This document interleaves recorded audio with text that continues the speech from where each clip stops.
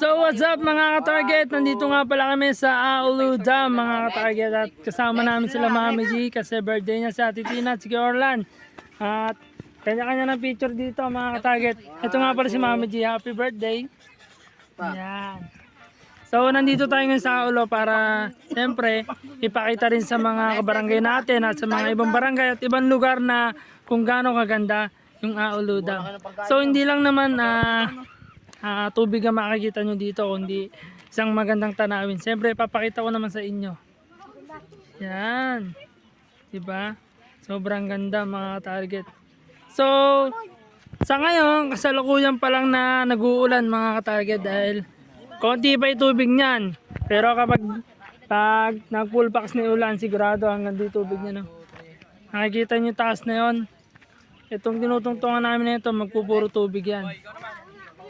At sa ngayon wala pong masyado sigurong isda rito dahil ganyan pala yung tubig eh.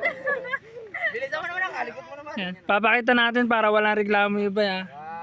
Nakati-4 ka nun, nakati-4. Yan yung pinaka paikot niya mga target. Para siyang naikutan ng bundok. Oh, diba? Tara na, buhatin nyo na to. So pakita ko sa inyo sa gawin na to maraming tao din eh mga target. Tapos yung iba nandun sa taas. Tulad niya no. Yan. Pangit ako ng picture ko, sinasabi ni Mami. Diba kaganda na? Oh. Meron pang aso dun no. Ito yung mga kasama namin guys. So mamaya papakita ko sa inyo yung mga pagkain namin. At may mga namamangka pa dito. So ang ano ko nga pala sa mga pupunta dito sa Aulu Dam sa Palayan. Siyempre, panitiliin natin yung kalinisan ng dam at yun yung paalala ng mga nandito. At ito nga pala yung isang pinagmamalaki ng Aulu, yung dam na ito. Kasi hindi lang dito yung tubig na kundi hanggang dun. Pero pang palikudon mga tarit. Kung nakabangka lang tayo, mapupuntahan natin yung kaso nga lang wala pa tayong bangka sa ngayon. At next, baka makabalik tayo dito. Malapit lang naman sa amin to. At sana makasakay tayo sa bangka, maikot natin yan, maipakita natin. At kung hindi nyo natatanong mga ka-target, na TV na rin ito. Dahil na Born to be Wild to. Dahil sa black mass na hinuhuli dito. Yung malalaking buleg mga target. Pag di pa kayo kumain, ay... So sa ngayon, pakita muna natin yung mga pagkain namin dito. Yan. Ako, gwapo magbibideo sa'yo. Yan yung mga pagkain namin, no? Simple lang pero kailangan natin maging happy sa buhay. Bilisan mo. Ayun, no? Isang baso, isang tao lang. May konting choco-choco Bali pa mo na sa paglikod konti. niyan. Ilagay mo dito para ibalik dito.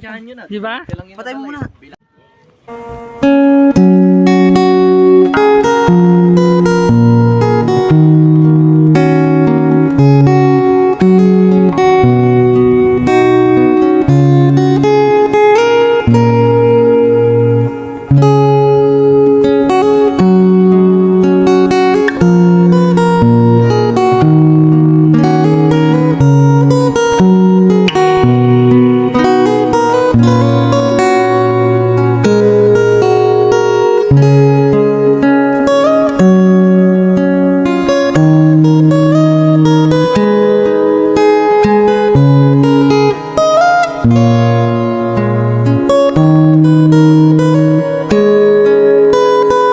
Nasilip niya na mga target yung lugar. Wala na kayong reklamo mga target ha.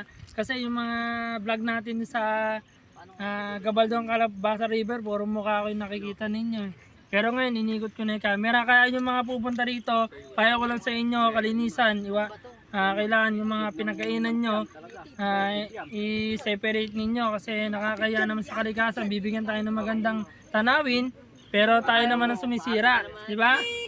Kaya yung mga pumunta rito, pumunta na agad. At baka mahuli pa kayo sa ganda ng view na ito. So maraming salamat. Please like and share and follow na rin sa aking Facebook page. And night. Thank you. Bye bye.